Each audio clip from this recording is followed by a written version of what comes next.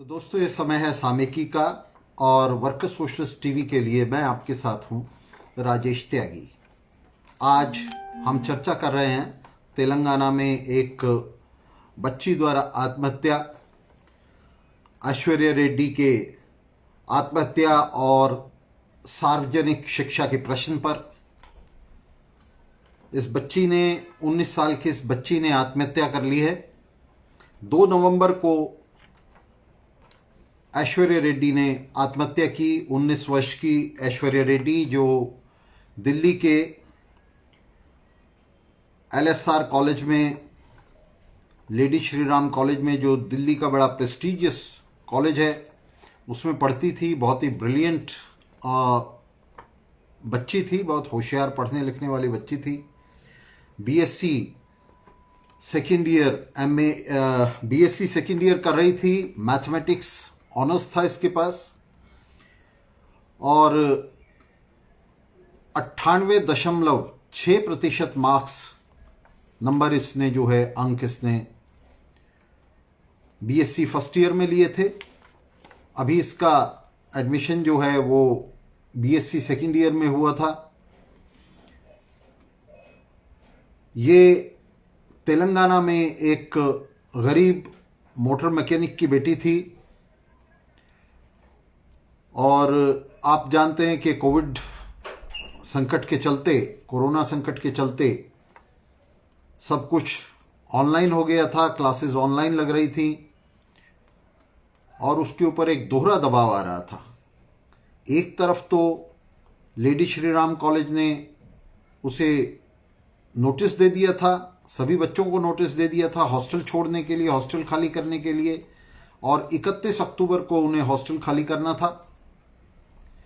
Hostel खाली करने के बाद बाहर उसे जगह लेनी थी दिल्ली में, जिसके लिए उसके पिता के पास, उसके पेरेंट्स के पास रिसोर्सेज नहीं थे, पैसा नहीं था।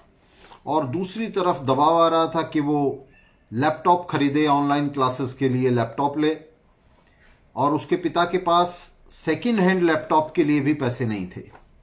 हालांकि वो उसके लिए उन्होंने पूरी कोशिश की, लेकिन जो तथ्य सामने आए हैं वो ये आए हैं कि इस बच्ची का एडमिशन कराने के लिए, इसे पढ़ाने के लिए, जो प्रशासनिक सेवा में जाना चाहती थी, IAS बनना चाहती थी, इसे पढ़ाने के लिए उसके पिता ने अपना एक कमरे का मकान जो है वो 2 लाख रुपए में गिरवी रख दिया था और अपनी छोटी बेटी की पढ़ाई जो है वो छुड़वा दी थी।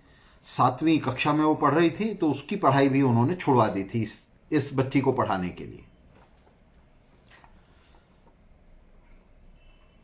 अब उसे लैपटॉप लेना था। लैपटॉप के बिना जो 8 घंटे तक क्लासेस चल रही थी दिन में, उनमें से वो 3 घंटे भी अटेंड नहीं कर पा रही थी।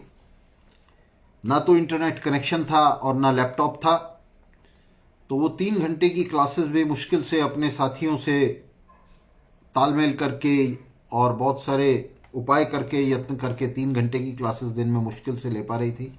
तो उसकी पढ़ाई भी नहीं हो पा रही थी और लैपटॉप लेने की जो क्षमता है, सेकेंड हैंड लैपटॉप लेने की भी क्षमता, वो उसके पिता के पास नहीं थी।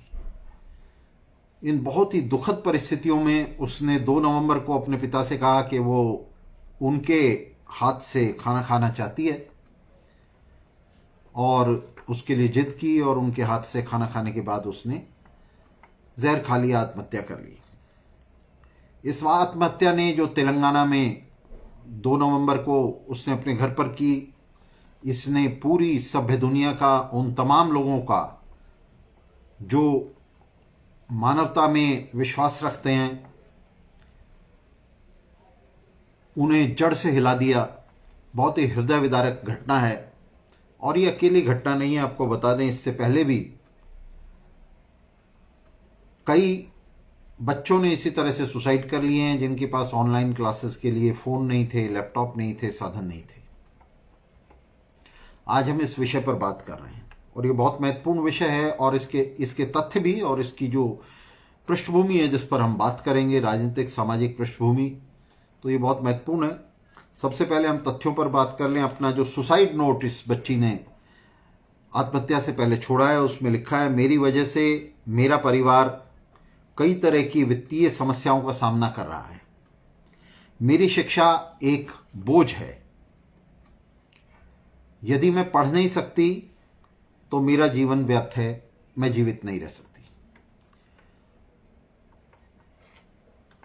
इस सुसाइड नोट के साथ इसने अपने जीवन का अंत किया, जीवन खत्म किया। और हमारे समाज और इस समाज की जो यांत्रिकी है, इसकी जो आर्थिक राजनीतिक यांत्रिकी है, उसे रेखांकित करते हुए, उस पर रोशनी डालते हुए इस बच्ची ने आत्महत्या की। लेडी श्री राम कॉलेज जिसमें ये पढ़ती थी, इस कॉलेज के पास काफ़ी फंड्स हैं, फंड्स की कोई कमी नहीं थी। और ये कॉलेज जो है बड़ी अच्छी फीस जो है वो भी वसूलता है छात्रों से।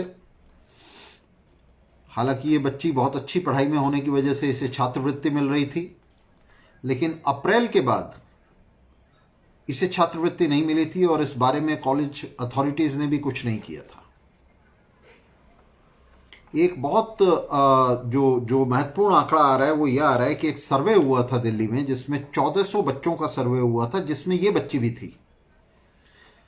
उस सर्वे में बताया गया था कि बच्चों के पास लगभग 30% बच्चों के पास कोई साधन नहीं है ऑनलाइन क्लासेस को अटेंड करने के लिए। इंटरनेट कनेक्शन नहीं है, लैपटॉप नहीं है। उसमें ये बच्ची भी थी, ऐश्वर्या रेड्डी भी थी। और इस सर्वे की रिपोर्ट के साथ स्टूडेंट यूनियन ने, छात्र संघ ने बाकी तमाम कॉलेजों के साथ साथ एलएसआर को भी लिखा था, एलएसआर को भी कहा था कि इस तरह की स्थिति है और इस स्थिति के अंदर कुछ किया जाए, कोई कार्रवाई की जाए। यह कहा गया था, एक मिनट दोस्तों,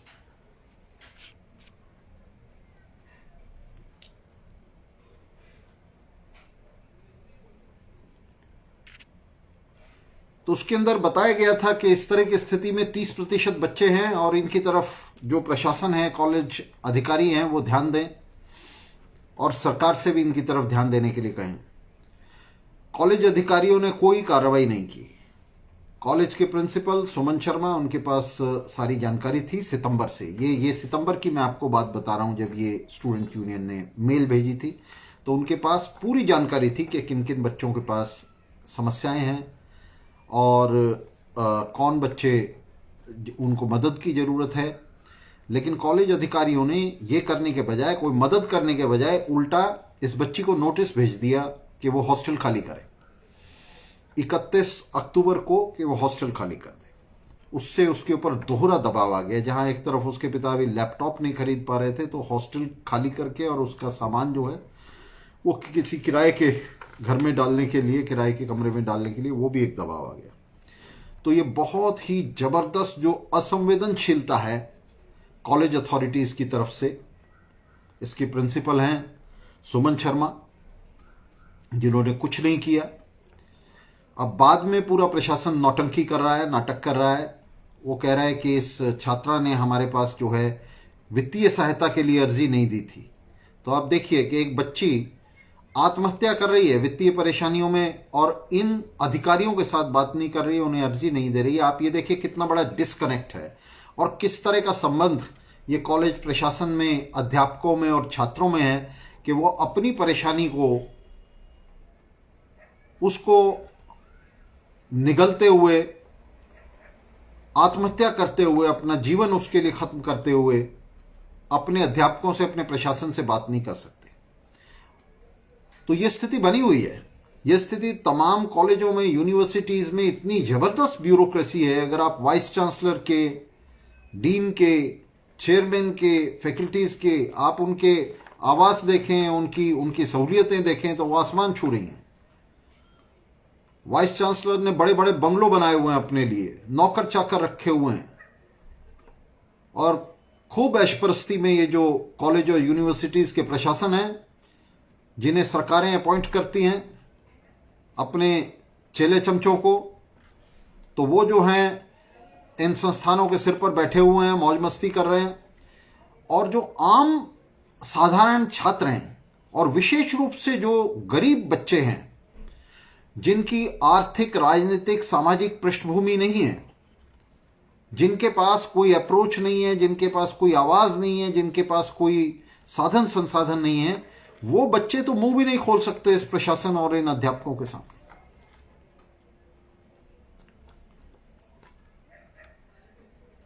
तो ये स्थिति बनी हुई है जिसके अंदर आप देखिए कि बच्ची ने अपने प्रशासन को चिट्ठी लिखने के बजाय, उसे मेल लिखने के बजाय, उसे अर्जी देने के बजाय उसने आत्महत्या करना ज्यादा बेहतर समझा। तो इनसे बात करना, इनसे मदद मांगना, वो जानती थी कि ये जो असंवेदनशीलता है, जिसे अब जो है प्रशासन जो है आगे बढ़कर ये कह रहा है कि बच्ची ने मदद नहीं मांगी, तो वो जानती थी कि इस मदद मांगने से कुछ नहीं होगा।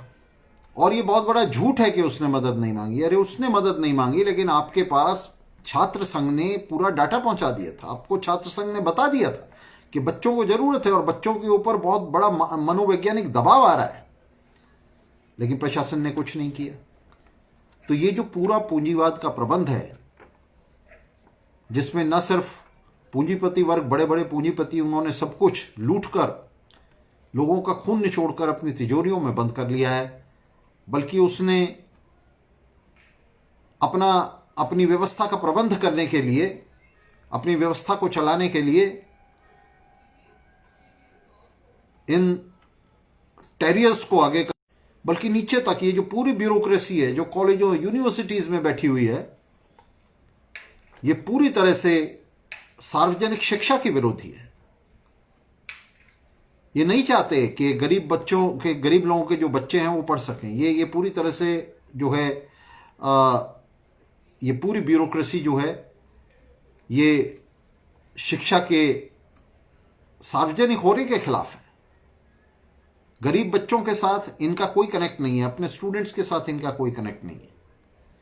कॉलेजों में, यूनिवर्सिटीज में ये टीचर्स जो हैं ये ब्यूरोक्रेट ज़्यादा हैं, टीचर कम हैं। मैं सबकी बात नहीं कर रहा हूं, बहुत सारे लोग हैं जो बच्चों के साथ बड़ा अच्छा व्यवहार भी करते हैं, लेकिन आमतौर से जो लोग कॉलेजों में, यूनिवर्सिटीज़ में प्रशासनिक मामलों के साथ जुड़े हुए हैं, प्रशासन के साथ जुड़े हुए हैं, सत्ता के साथ जुड़े हुए हैं, जिनके हाथ में अधिकार और प्राधिकार है, वे आमतौर से ऐसे ही लोग हैं। बच्चे उनसे डरते हैं, वे उनसे बात करने के बजाय, उनसे अपनी समस्या बताने के बजाय आत्महत्या करना पसंद करते हैं। तो एक जंगली जानवरों का समाज जो है वो पूंजीवाद ने रचा है। पूंजीपतियों का, बड़े पूंजीपतियों का ये जो शासन है, इसके चलते, इस शासन प्रशासन के चलते लोगों के लिए इस दुनिया में रहना,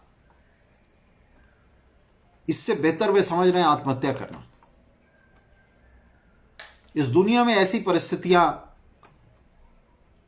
बना दी गई हैं और ये बहुसंख्यक जनता के लिए बना दी गई है कि जिसमें वे जीवन के बजाय जीवन का अंत करना जो है वो पसंद कर रहे हैं, आत्महत्या को प्रेफर कर रहे हैं जीवन के ऊपर। तो ये बहुत ही खतरनाक मामला है, और ये अकेला मामला नहीं है, इससे पहले भी ऐसे मामले सामने हैं जिसमें बच्चों के पास फ़ोन नहीं थे, लैपटॉप नहीं थे, उन्होंने आत्महत्या कर ली। वे पढ़ नहीं पा रहे थे, उनके अपने जो सहपाठी हैं, उनके जो कलीग्स हैं, तो उनके साथ कदम नहीं मिला पा रहे थे, उन्होंने आत्महत्या कर ली। इस बच्ची का मामला खास, और ये मैं बता दूं कि ये तमाम बच्चे जो आत्महत्या कर रहे हैं इन मानसिक दबाव में, ये बहुत अच्छे पढ़ने लिखने वाले बच्चे हैं। जैसे यही बच्ची, ये टॉपर थी बच्ची, 98.6% मार्क्स लेकर ये बच्ची जो है इसने बीएससी फर्स्ट ईयर किया था। ये तमाम बच्चे पढ़ने वाले बच्चे हैं, जो पढ़ना चाहते हैं, जो अच्छी ज़िंदगी चाहते हैं, अच्छी जीवन स्थितियाँ चाहते हैं। लेकिन जब तमाम परिश्रम के बावजूद, तमाम साधनों संसाधनों को माँ बाप के पूरा खून निचोड़ लेने के बावजूद, उसके बावजूद भी जब ये कुछ नहीं कर पाते, और वो आकांक्षाएं जिसमें ये समझते हैं कि हम जो है पढ़ लिख करके अपने परिवार को आगे ले जाएंगे, उसको इन नारकीय स्थितियों से बाहर निकालेंगे। जब वो अंधेरा इनको छाता दिखता है, इनको लगता है ये सब कुछ व्यर्थ हो गया, जो कुछ किया वो भी व्यर्थ हो गया, तो ये बच्चे जो है ये आत्महत्या की तरफ जाते हैं। कई बच्चे आत्महत्या कर चुके हैं और जिसमें लेटेस्ट जो केस है वो ये है जिसने पूरे सभ्य समाज को अंदर तक झकझोर कर रख दिया है। तो ये बहुत ही दुखदाई घटना है जिसको लेकर के हम सब जो हैं इसे लेकर बहुत परेशान हैं। और इस मामले में इस बच्ची को छात्रवृत्ति मिल रही थी, स्कॉलरशिप मिल रही थी, लेकिन अप्रैल के बाद कॉलेज प्रशासन ने इस तरफ भी ध्यान नहीं दिया कि अप्रैल के बाद उसे ये छात्रवृत्ति भी नहीं मिली और उल्टा उसे 31 अक्टूबर को हॉस्टल से बाहर करने का जो है नोटिस दे दिया था। दोस्तों, पूंजीवाद एक तरफ तो जनवादी आकांक्षाएं पैदा कर रहा है, एक तरफ तो लोगों के अंदर अच्छे जीवन की ललक पैदा हो रही है, लोगों को दिखाई दे रहा है कि अच्छा जीवन क्या है, लोगों को दिखाई दे रहा है कि उनके आसपास किस तरह से अच्छा जीवन मौजूद है। वे देख रहे हैं किस तरह से ये सब वो अखबारों में पढ़ते हैं, टीवी पर देखते हैं कि किस तरह से अंबानी जो है वो बम्बई के सेंटर में एंटीलिया बना रहा है, इतनी शानदार मैंशन बना रहा है। वे विज्ञापनों में देखते हैं कितनी शानदार जो चीज़ें हैं, गाड़ियां हैं और तमाम तरह की चीज़ें हैं, घर हैं, उनके इंटीरियर्स हैं। तो ये सब जो है सामने आ रहा है और ये बड़ी व्यापकता के साथ सामने आ रहा है और इससे लोगों के अंदर, खासतौर से युवा पीढ़ी में आकांक्षाएं पैदा हो रही हैं, जनवादी आकांक्षाएं पैदा हो रही हैं। वो बड़ी लेजिटिमेट हैं, बहुत जायज़ है कि जो कुछ विज्ञान तकनीक इंसानियत को दे रही है वो सबको हासिल होना चाहिए। लोग इसे हासिल करने के लिए पूंजीवाद ने एक चूहा दौड़ शुरू कर दी है, लोगों के बीच में एक रैट रेस शुरू कर दी है। तो एक तरफ तो ये जनवादी आकांक्षाएं पैदा हो रही हैं और दूसरी तरफ जो मेहनत का जनता का बहुमत है, जो बहुसंख्यक जनता है, वो इन आकांक्षाओं को पूरा करना तो बहुत दूर की बात है। ये लैपटॉप और अच्छी शिक्षा तो बहुत दूर की बात है। जो जीवन की बुनियादी ज़रूरतें हैं, रोटी, कपड़ा और छत, वो भी मुहैया नहीं हो रही हैं, वो भी हासिल नहीं हो रही हैं बहुसंख्यक जनता को। बहुसंख्यक जनता पूरी तरह से इन सब से वंचित है। तो एक तरफ तो दुनिया विज्ञान, तकनीक और तमाम प्रगति आसमान की तरफ जा रही है। प्रधानमंत्री वीवीआईपी प्लेन खरीद रहे हैं, अरबों रुपए का, सैकड़ों करोड़ रुपए का वीवीआईपी प्लेन। सार्वजनिक कोष से मंत्रियों को शानदार बंगले, अफसरों को शानदार बंगले, शानदार गाड़ियां और जीवन की वो सारी सुविधाएं दी जा रही हैं जो बहुसंख्यक जनता के लिए सिर्फ सपना है, उनके लिए सिर्फ वो एक दिवा स्वप्न है। और उसमें से कुछ जीवन स्तर को हासिल करने के लिए, अपने जीवन स्तर को ऊपर उठाने के लिए, और मैं कहूँगा जीवन स्तर भी नहीं, बहुसंख्यक जनता तो अपनी नारकीय स्थितियों से बाहर निकलने के लिए, जिस नर्क को वो भोग रही है उससे बाहर निकलने के लिए, और विशेष रूप से युवा पीढ़ी उसके लिए जब हाथ पैर मार रही है तो उसके सामने अंधेरा आ रहा है, कोई भविष्य नहीं दिखाई दे रहा। और आज के दौर में जबकि रोजगार भी साफ होता जा रहा है, बड़ी जबरदस्त पैमाने पर बेरोजगारी फैल रही है, तो अपना सब कुछ लुटाकर, सब कुछ लगाकर अपने बच्चों को मुश्किल से पेरेंट्स जो हैं, माता पिता जो हैं, वो पढ़ा पा रहे हैं और उसके बावजूद भी कुछ नहीं हासिल हो रहा है। तो ऐसा लग रहा है कि पूरी दुनिया जो है और विशेष रूप से मेहनत कश जनता जो है वो तबाही की तरफ जा रही है। उसे जीवन में अंधेरा ही अंधेरा दिखाई दे रहा है। और ये पिछड़े देशों में खास तौर से जो बैकवर्ड कंट्रीज हैं, पिछड़े हुए मुल्क हैं, पिछड़े पूंजीवादी मुल्क हैं, उनमें खास तौर से पूंजीवाद के विकास की ये जो परिणाम हैं और उसकी संभावनाएं हैं ये बहुत ही डिवास्टेटिंग है, बहुत ही विनाशक हैं, बहुत ही विनाशकारी हैं। जैसे जैसे पूंजीवाद विकसित होता जा रहा है, सोशल इनइक्वालिटी बढ़ती जा रही है। ये जो सामाजिक विषमता है, सामाजिक असमानता है, ये लगातार बढ़ती चली जा रही है। जरूरतें बढ़ती चली जा रही है। नई दुनिया में नए तरह की जरूरतें पैदा हो रही है। मसलन हमारी दुनिया में ये जो जरूरत है, ऑनलाइन क्लासेस का जो मामला है, ये अब से 20-30 साल पहले, 2-3 दशक पहले ये मामला इस तरह से नहीं था। लेकिन आज लैपटॉप, स्मार्टफोन, ये लग्जरी नहीं, ये जीवन की जरूरत बन गई है बच्चों के लिए। उसके बिना बच्चे पढ़ नहीं सकते। अगर आपको ऑनलाइन एक्सेस नहीं है, ऑनलाइन क्लासेस आप नहीं ले सकते, तो आप पिछड़ जाएंगे, आप पढ़ नहीं सकते। ये जरूरतें बन गई हैं। तो नई दुनिया में एक तरफ तो ये जरूरतें, आदमी का जो जीवन स्तर है वो नई ऊंचाइयों की मांग कर रहा है, वो नई ऊंचाइयों पर उठता जा रहा है। और दूसरी तरफ जो वास्तविक जमीनी स्तर है, जमीनी जो जीवन स्तर है, वो नीचे की तरफ गिरता जा रहा है। लोगों के लिए अपने जीवन की बुनियादी ज़रूरतों को हासिल करना, उन्हें पैदा करना, वो ज़्यादा से ज़्यादा कठिन होता जा रहा है। गांवों में किसान, शहरों में मजदूर, गांवों में भी मजदूर। तो मजदूरों और किसानों के लिए, मेहनत का जनता के लिए जीवन स्थितियां और ज़्यादा नारकीय होती जा रही हैं, बजाय सुधरने के और ज़्यादा नारकीय होती जा रही हैं। आप कह सकते हैं कि अब से 20 साल पहले अगर किसी की इनकम जो है वो मान लीजिए 5,000 रुपये थी, तो अब जो है वो 15,000 हो गई। लेकिन हमें यहाँ ये समझना होगा कि जीवन की जो ज़रूरियात हैं, मैं ज़रूरियात की बात कर रहा हूँ, मैं लग्जरीज की बात नहीं कर रहा हूँ। तो जीवन की जो ज़रूरियात हैं वो तो 6 गुनी हो गई हैं तब से। महंगाई आसमान छू रही है और आम आदमी के लिए उसे जीवन को चला पाना मुश्किल हो रहा है। और इसका जो सबसे ज़्यादा दबाव आ रहा है दोस्तों, वो आ रहा है बच्चों पर, युवा पीढ़ी पर, और ख़ास तौर से महिलाओं पर। युवा पीढ़ी पर इसलिए क्योंकि उनके ऊपर खर्च होता है, वो अभी अर्निंग नहीं कर रहे होते, वो कमाई नहीं कर रहे होते, बल्कि खर्च कर रहे होते हैं। और उसमें भी जो बच्चियां हैं, तो घर में उनका आखिरी नंबर होता है कि कुछ बचता है तो उनके हिस्से में आता है, उनके ऊपर सबसे ज़्यादा दबाव है।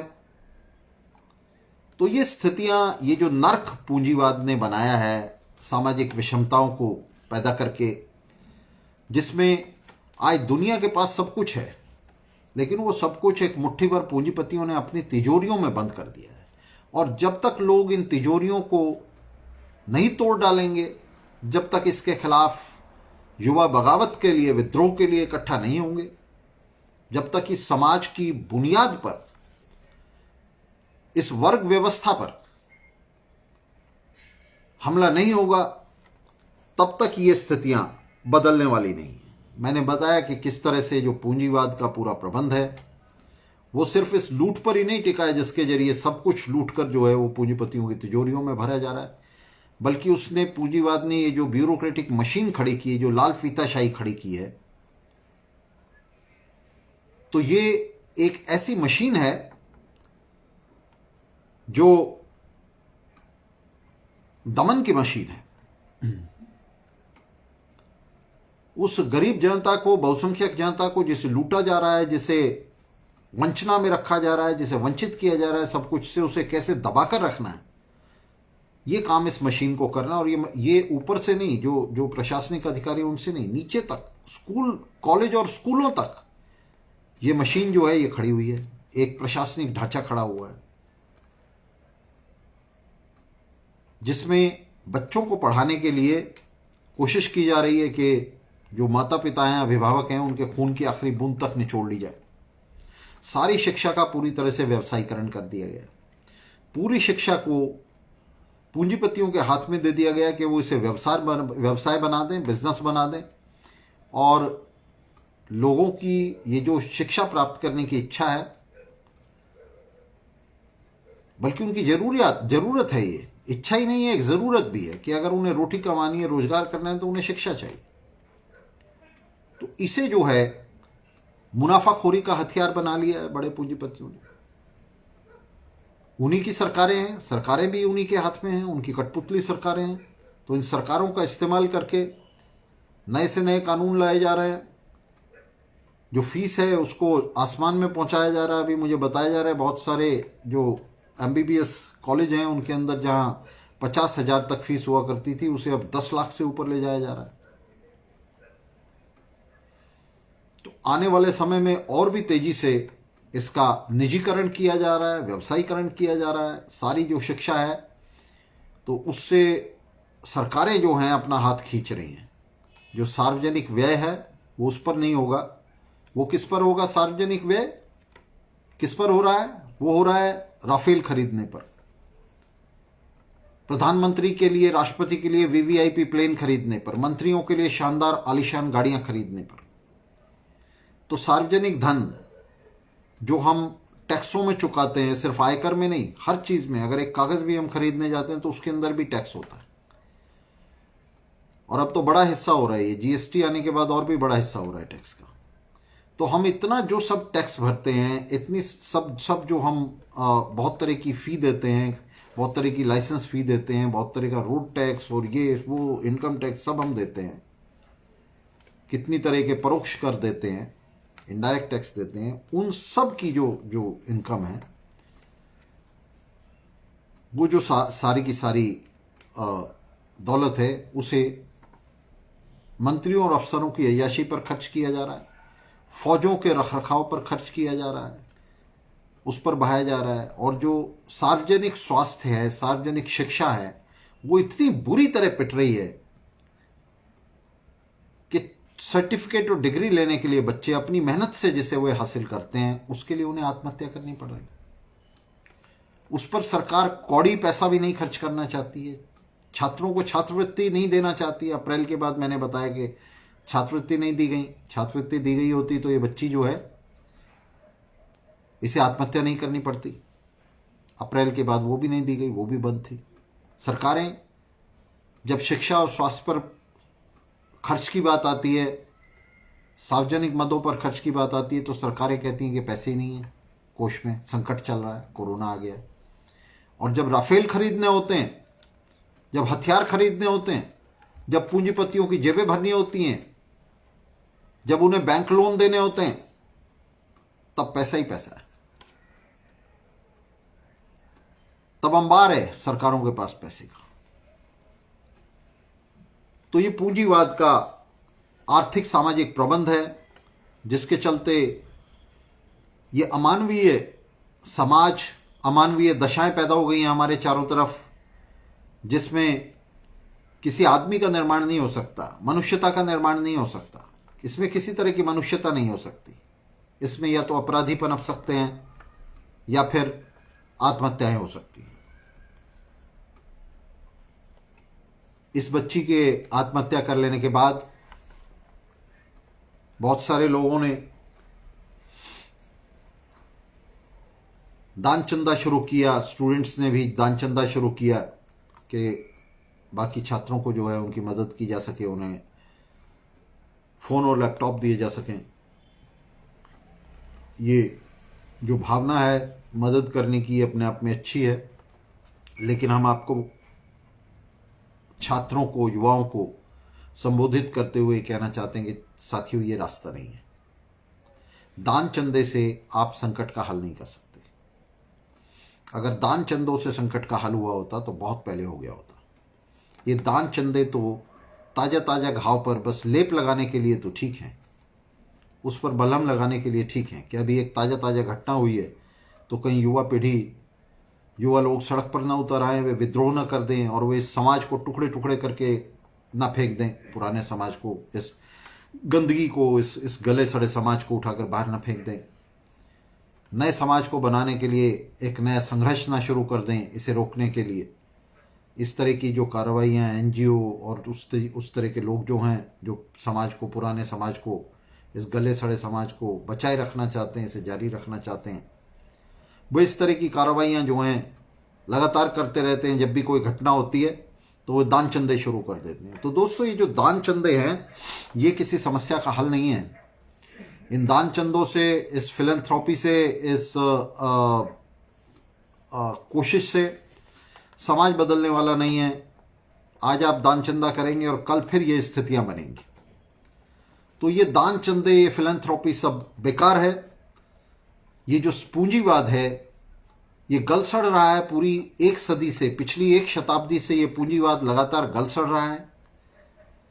और ये तेलंगाना में जो बच्ची ने आत्महत्या की है ये इसका प्रमाण है, ये इसका प्रमाण पत्र है कि ये समाज जो है पूरी तरह से पूंजीवाद जो है ये खत्म हो चुका है, ये गल सड़ चुका है, इसे जंग लग चुका है। तो अब इसका कोई ट्रीटमेंट नहीं हो सकता, इन दान चंदों से इसे जो है ऑक्सीजन नहीं दी जा सकती, इसे मृत्युशैया पर अब जिंदा नहीं रखा जा सकता। ये कोशिश हो रही।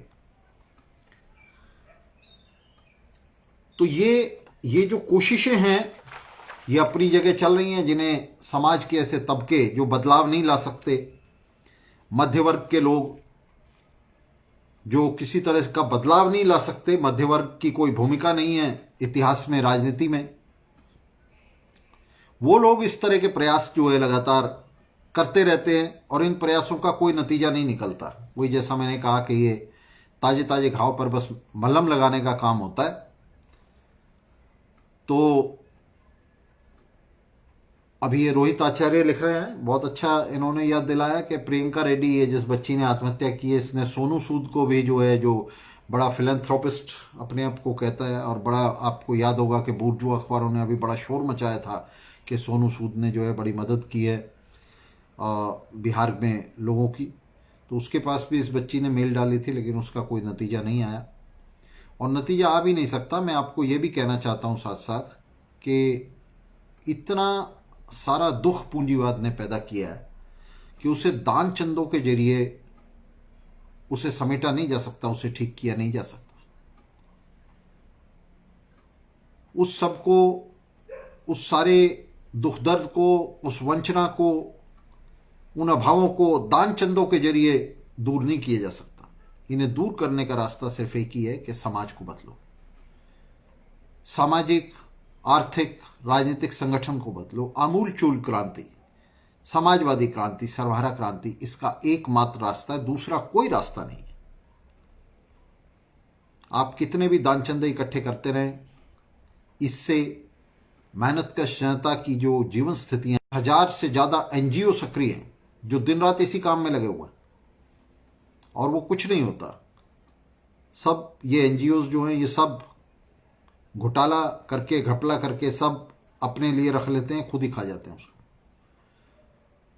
तो इन चीजों से कुछ नहीं होने वाला। युवाओं को इस पर सोचना पड़ेगा। ये जो सार्वजनिक शिक्षा का प्रश्न है ये बहुत ही महत्वपूर्ण प्रश्न है जो पूरे पूंजीवाद को कटघरे में खड़ा करता है। सार्वजनिक शिक्षा के प्रश्न पर युवाओं को शुरुआत करनी चाहिए। सार्वजनिक शिक्षा का प्रश्न जो है ये अलग से हल नहीं हो सकता। हम ये नहीं कह रहे हैं कि इसको आप अलग से हल कर सकते हैं कि पूंजीवाद अपनी जगह रहे, पूरा सिस्टम अपनी जगह खड़ा रहे और सार्वजनिक शिक्षा का प्रश्न हल हो जाए, ये नहीं हो सकता। शिक्षा और स्वास्थ्य का प्रश्न हल नहीं हो सकता जब तक पूंजीवाद कायम है। लेकिन पूंजीवाद से लड़ने का मतलब ही यह है कि हम शिक्षा और स्वास्थ्य जैसे मसलों पर लड़ाई शुरू करें, इस सिस्टम के खिलाफ कहीं से हम लड़ना शुरू करें।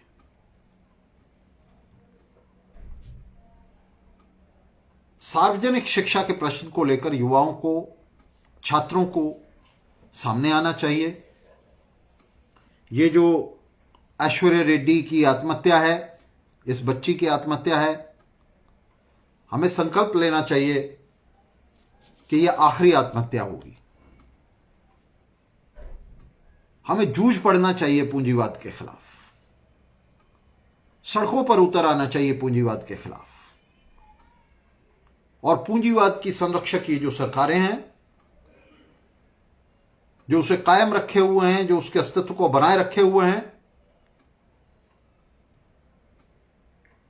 इन सरकारों को बदल डालने के लिए, सत्ता को बदल डालने के लिए, समाज को बदल डालने के लिए हमें जो है संघर्ष शुरू करना चाहिए। क्या करेंगे हम ये सर्टिफिकेट और डिग्रियां लेकर? इस नारकीय समाज में हम अपनी स्थितियों को, अपनी जीवन स्थितियों को अच्छा बना भी लेंगे तो भी हमारे चारों तरफ ये जो नर्क है, हमारे चारों तरफ ये जो हो रहा है, हमारे चारों तरफ ये जो बच्चे आत्महत्या करते रहेंगे, ये हमें जीने नहीं दे सकता। ये लगातार समाज के अंदर एक ऐसी स्थिति बनाए रखेगा जिसमें मनुष्यता जो है वो सांस नहीं ले सकती। तो हम वर्कर सोशलिस्ट टीवी की तरफ से युवा पीढ़ी से अपील करते हैं कि वो इस मोर्चे को अपने हाथ में लेकर, सार्वजनिक शिक्षा और स्वास्थ्य के मोर्चे को हाथ में लेकर जद्दोजहद शुरू करे, इस पर संघर्ष शुरू करे और इसके लिए उन नेताओं पर निर्भर न रहे जो पूंजीवादी पार्टियों और नेताओं की गोद में बैठे हुए हैं। अभी आपने देखा किस तरह से ये तमाम नेता जो लेफ्ट नेता हैं, किस तरह से इन्होंने बिहार में, अभी मैं हाल की बात बता रहा हूँ, किस तरह से बिहार में इन्होंने तेजस्वी और राहुल गांधी जैसे नेताओं के साथ अपना जो है तालमेल बनाया, उनके साथ मिलकर इन्होंने वहाँ सत्ता उन्हें दिलाने के लिए पूरी कोशिश की। दूसरी तरफ भाजपा और जदयू तो वहाँ सत्ता में बैठे ही हैं। तो पूरे देश के अंदर ये जो राइट और लेफ्ट के तमाम पार्टियां हैं, नेता हैं, ये तमाम रंगे सियार हैं जिन्हें सिर्फ संसद में सीटें, विधानसभाओं में सीटें उनका लक्ष्य हैं और वे बार बार आपके संघर्षों को व्यवस्था के हाथ, व्यवस्था को चलाने वाले संचालकों के हाथ बार बार बेच देते हैं। तो इनसे सावधान रहते हुए जो आम साधारण युवा हैं,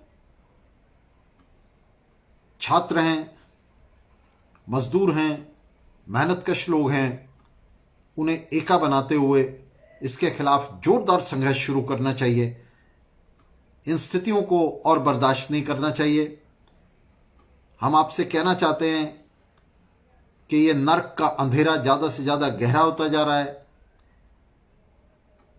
और इन स्थितियों का शिकार एक तरह से नहीं तो दूसरी तरह से, अगर आत्महत्याओं के जरिए नहीं तो अपराधों के जरिए, बीमारियों के जरिए,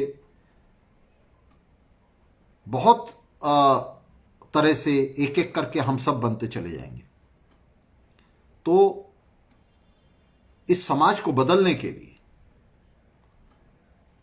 हमें लड़ाई लड़नी है।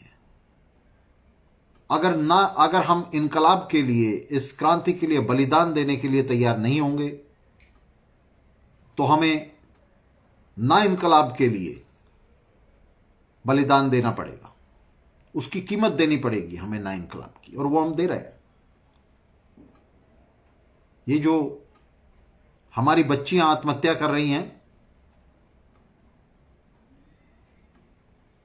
ये हम उसकी कीमत चुका रहे हैं। तो हमें ना इनकलाब की कीमत नहीं देनी है, हम इनकलाब की कीमत देने के लिए तैयार हैं। उसकी तैयारी शुरू करें, विद्रोह करें इस व्यवस्था के खिलाफ, हाथ उठाकर, दोनों हाथ उठाकर इसको कहें नहीं, हमें ये व्यवस्था नहीं चाहिए, हमें ये सिस्टम नहीं चाहिए, हमें अडानी अंबानी का राज नहीं चाहिए, हमें तिजोरियां नहीं चाहिए, हमें तोड़ डालनी है तिजोरियां, हमें इस राज को ध्वस्त कर देना है, इसे जमींदोज कर देना है। हमें समाजवाद चाहिए, हमें ऐसा मानवीय समाज चाहिए जिसमें सब लोगों को अच्छा जीवन स्तर हासिल हो, जिसमें बच्चे पढ़ाई करें, आत्महत्या नहीं करें, जिसमें बच्चों को पढ़ाई के साधनों के लिए अपने अभिभावकों का मुंह न देखना पड़े और अभिभावकों को ये ग्लानि ना महसूस करनी पड़े कि वो अपने बच्चों के लिए न्यूनतम चीजें भी, उनकी शिक्षा का भी बंदोबस्त नहीं कर पा रहे।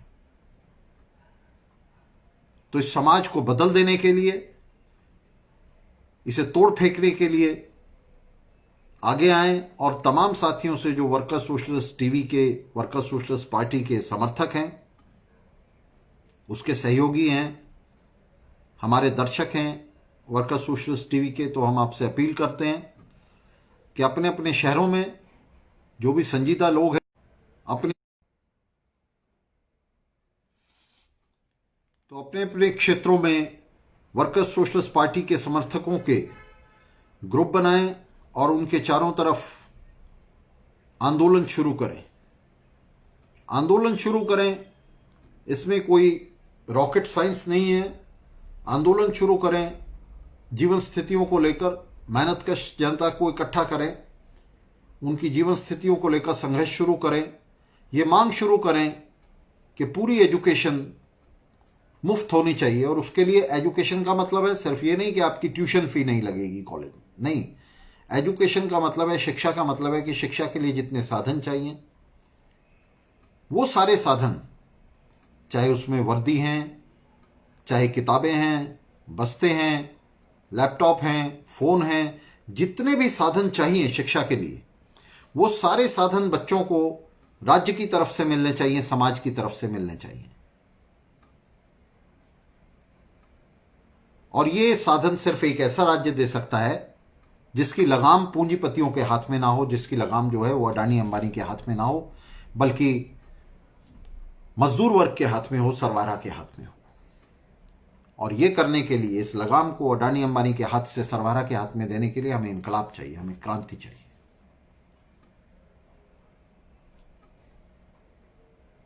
इस क्रांति को अंजाम देने के लिए ये प्लेटफॉर्म वर्कर्स सोशलिस्ट टीवी हमने शुरू किया है। वर्कर्स सोशलिस्ट पार्टी इसके लिए संगठन कर रही है। तो आप सभी से ये अपील है कि जहां तक हो सके, जिन जिन क्षेत्रों में हो सके, वहां समर्थक ग्रुप बनाए जाएं और उनके चारों तरफ आंदोलन को खड़ा किया जाए, ताकि हम इन नारकीय स्थितियों के लिए, इनके खिलाफ लड़ने की जो लड़ाई है उसको दूर दूर तक ले जा सकें। हमारे विरोधी वो कहते हैं कि भाई आप जो है ज़मीन पर कहाँ हैं, तो हम उनका भी आह्वान कर रहे हैं, उनसे भी अपील कर रहे हैं कि आप आइए, ज़मीन पर चलते हैं इकट्ठे। आप जो है ये लालू और तेजस्वी के प्रभाव से बाहर आइए, राहुल गांधी के प्रभाव से बाहर आइए, इनकी गोद से उतरिए और आइए वर्कर्स सोशलिस्ट पार्टी के साथ।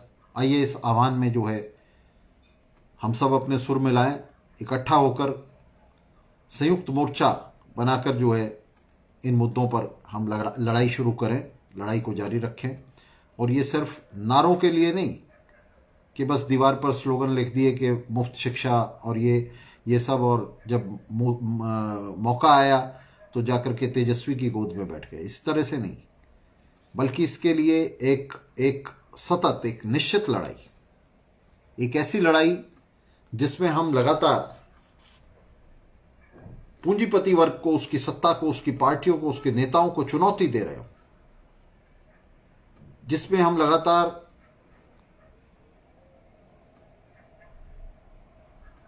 पूंजीवाद के खिलाफ और उसने जिन अमानवीय पाश्विक स्थितियों को जन्म दिया है समाज में, उस समाज के खिलाफ हम लगातार लड़ रहे हैं। और ये लड़ाई जो है, ये किसी एक नेता, किसी एक पार्टी, किसी एक व्यक्ति का काम नहीं हो सकता। ये लड़ाई जो है ये साझी लड़ाई है, एक वर्ग की लड़ाई है, वर्ग संघर्ष है। तो इसे हम सबको मिलकर लड़ना है, हम सबको इकट्ठा होना है, इसके लिए हम सबको जूझना है मिलकर इससे। इसके लिए हमें संयुक्त मोर्चा चाहिए। मजदूर वर्ग की ताकत जो है वो बिखरी हुई है, बटी हुई है, ये एक वास्तविकता है हमारे समय में। कोई एक पार्टी, कोई एक नेता उसका प्रतिनिधित्व करने का दावा नहीं कर सकता। इसलिए हमें संयुक्त मोर्चा चाहिए सरवारा का। और ये संयुक्त मोर्चे का निर्माण तभी हो सकता है जब मजदूर वर्ग की ताकतें, मजदूर वर्ग के बीच में काम करने वाली पार्टियां, संगठन अपना संबंध पूरी तरह से दक्षिणपंथी नेताओं और पार्टियों से तोड़ें और वाम संगठन करें, मजदूर वर्ग का संगठन करें, वर्ग संघर्ष के लिए। इन पूंजीवादी पार्टियों और नेताओं के साथ हाथ मिलाने के लिए नहीं, इनकी गोद में बैठने के लिए, बल्कि इनके खिलाफ संघर्ष करने के लिए। और इनमें से किसी एक के खिलाफ संघर्ष नहीं, सबके खिलाफ संघर्ष के लिए। यह सत्ता नीतीश के हाथ में हो या तेजस्वी के हाथ में हो दोस्तों, मनमोहन सिंह के हाथ में हो या मोदी के हाथ में हो, मैं आपको दावे के साथ कह सकता हूं कि इन स्थितियों पर कोई फर्क पड़ने वाला नहीं है। ये आत्महत्याएं यूं ही होती रहेंगी, ये दबाव यूं ही बने रहेंगे, मेहनतकश जनता इसी तरह से इस नर्क को भोगती रहेगी। सत्ता फिर चाहे इनमें से किसी के भी हाथ में हो, किसी भी गुट के हाथ में हो, किसी भी मोर्चे के हाथ में हो, किसी भी पार्टी के हाथ में हो। इसलिए हमें इन पार्टियों और नेताओं के बीच में सत्ता की अदला बदली में दलाल बनने के लिए, उनकी कुलीगिरी के लिए, उनके कहर बनने के लिए, जिस तरह से अभी ये सीपीआई, सीपीएम और सीपीआई लिबरेशन बिहार में बनी है, तो इनके घोड़े बनने के लिए हमें ये लड़ाई नहीं लड़नी है, ये नूरा कुश्ती नहीं करनी है, बल्कि इस लड़ाई को संजीदगी के साथ वर्ग संघर्ष समझते हुए, एक ऐसा संघर्ष समझते हुए जिसका समाधान सिर्फ क्रांति के जरिए हो सकता है, जिसका समाधान किसी समझौते में नहीं हो सकता दोनों वर्गों के बीच में। एक ऐसा अनमनीय, एक ऐसा अदम्य, एक ऐसा समझौता विहीन संघर्ष जो है वो करने के लिए हमें लगातार संगठित होना है और इस संघर्ष को आगे बढ़ाना है। सार्वजनिक शिक्षा और सार्वजनिक स्वास्थ्य, ये दो जो हैं बहुत ही बुनियादी मुद्दे हैं, बहुत ही बुनियादी मुद्दे हैं, बहुत ही मौलिक मुद्दे हैं, जिन पर युवा पीढ़ी को संघर्ष करना चाहिए, संघर्ष अपने हाथ में लेना चाहिए। नेताओं पर निर्भरता बिल्कुल खत्म करनी चाहिए।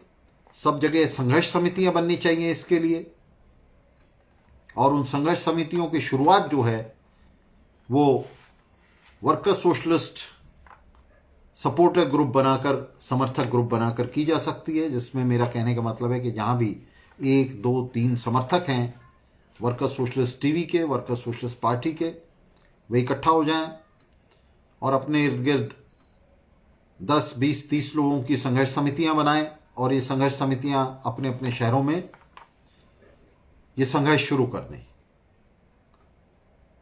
अपने अपने शहरों में प्रचार और आंदोलन शुरू कर दें। तो इसके लिए आपका आह्वान करते हुए साथियों, इस बहुत ही हृदय विदारक, बहुत ही दर्दनाक घटना को याद करते हुए, और ठीक से कहूं तो इस पर रोते हुए, आगे के संघर्षों का संकल्प लें और इन संघर्षों को क्रांति तक पहुंचाने के लिए, इन संघर्षों को क्रांतिकारी संघर्ष में तब्दील करने के लिए, एक समाजवादी समाज की, मानवीय समाज की स्थापना के लिए एक दूसरे का हाथ पकड़कर आगे बढ़ें, इस संघर्ष को आगे ले चलें। इस कामना के साथ आज की जो चर्चा है, आज का कार्यक्रम है, इसे खत्म करने की आपसे अनुमति चाहता हूं दोस्तों। लाल सलाम।